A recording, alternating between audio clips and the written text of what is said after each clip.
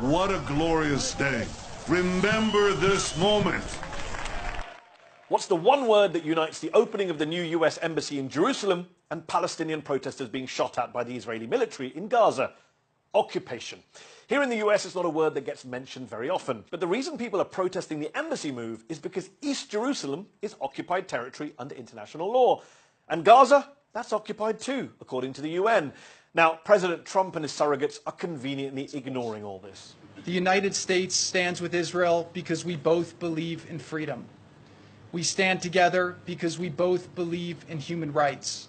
We stand together because we believe democracy is worth defending. That's positively Orwellian. Do freedom and human rights not apply to Palestinians too?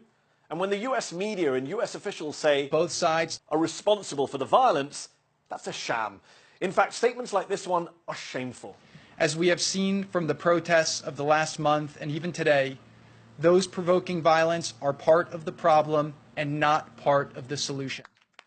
Provoking violence? Yeah, unarmed Palestinian kids are just throwing themselves into Israeli bullets. Look, the reality is that one side has rockets and rifles, the other side has slingshots and flaming kites. One side, the Israelis, are doing the killing, and the other side, the Palestinians, are doing the dying. Trump might not know any history, and Jared might say he doesn't care about history, but here's how we got here. In 1967, the Israeli military occupied East Jerusalem, the West Bank, and the Gaza Strip. And in 1980, Israel annexed East Jerusalem. Both occupation and annexation are illegal. Now, you might think, didn't the occupation of Gaza end in 2005 when Israeli settlers were pulled out? Not quite. Israel still controls Gaza's borders, airspace, territorial waters, and population registry. Israel still occupies Gaza.